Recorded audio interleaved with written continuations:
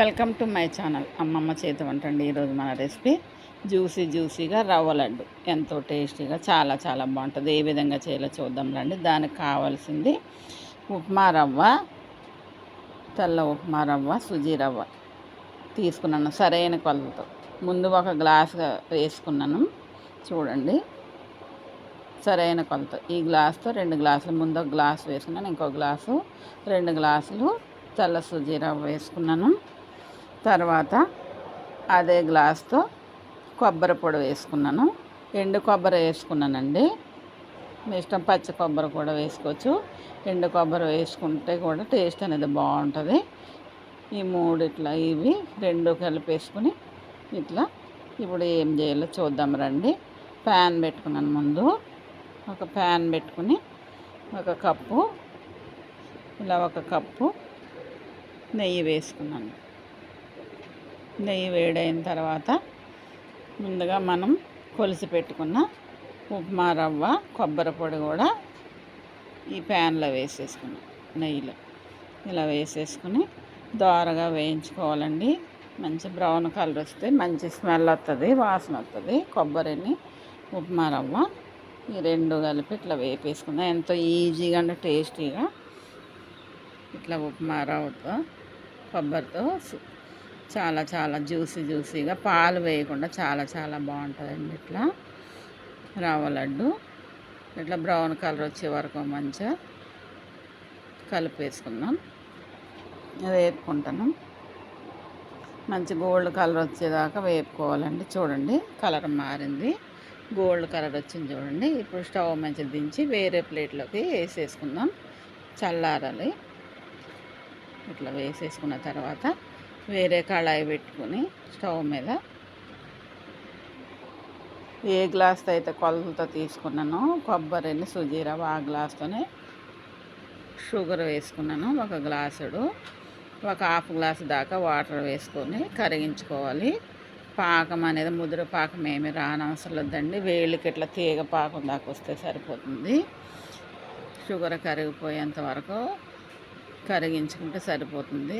Just ఇలా తీగలాగా చేతికి అంటుకుంటే సరిపోతుంది. ఇట్లా చక్కెర మొత్తం కరగనివ్వాలండి.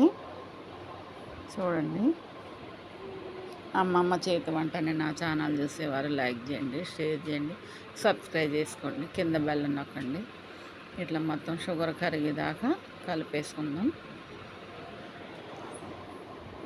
ఎంతో ఈజీ అండ్ టేస్టీ. ఇట్లా షుగర్ మొత్తం కలిపేదాకా కలిపేసుకున్న తర్వాత చూపిస్తా చూడండి. కొంచెం చేతికి ఇట్లా అంటుకునేటట్టు అయితే సరిపోతుంది. తీగలాగా అట్లా చేతికి తీగలాగా వస్తే సరిపోతుందండి. అంతే. ఇక తీసేసుకుందాం. స్టవ్ బంద్ చేసేసి ఈ షుగర్ సిరప్ కూడా తీసేసుకుని మనం రవ్వ, కొబ్బరి పొడి వేసుకున్నాం కదా, దానిలో ఇలాచి పొడి వేసుకున్నాను, 1 స్పూనుడు యాలకుల పొడి కూడా వేసుకుని టేస్ట్ అనేది బాగుంటుంది. కలిపేసుకుని స్టవ్ బంద్ చేసి ఈ షుగర్ సిరప్ని మనం ప్లేట్లో వేసుకున్న రవ్వ, కొబ్బరి పొడిలో వేసేసుకుందాం. వేసేసుకుని బాగా కలిపేసుకోవాలి. కలిపేసుకున్న తర్వాత చల్లారనివ్వాలండి. వేడి మనం చేయి కాలుతుందో పట్టుకోలేము, వేడిది కదా షుగర్ సిరప్. ఇవి బాగా చల్లారనివ్వాలి. ఇట్లా కలిపేసుకోవాలి. షుగర్ సిరప్ వేసుకున్న తర్వాత ఇట్లా కలిపేసుకున్న తర్వాత డ్రై ఫ్రూట్స్ వేపి పెట్టుకున్న నెయ్యిలోను అవి కూడా వేసేసుకుని కలిపేసుకుందాం. అంతేనండి. చల్లారిన తర్వాత లడ్డూలు చుట్టేసుకోవడమే. నెల రోజుల వరకు నిలవ ఉంటాయి.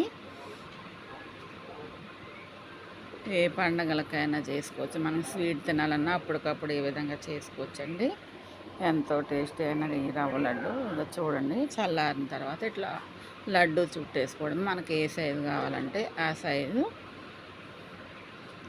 లడ్డు చుట్టేసుకుని ఒక బాక్స్లోనూ వేసుకుని స్టోర్ చేసుకోవచ్చండి. చూడండి, అంతే. మొత్తంగా రవ్వ అంతా ఇట్లానే నేను లడ్డూలు చుట్టేసుకున్నాను.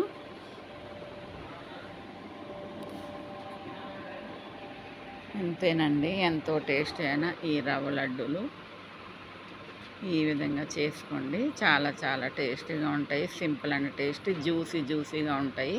నచ్చినట్లయితే లైక్ చేయండి, షేర్ చేయండి, సబ్స్క్రైబ్ చేసుకోండి. కింద బెల్ ఐకాన్ నొక్కండి. వీడియోస్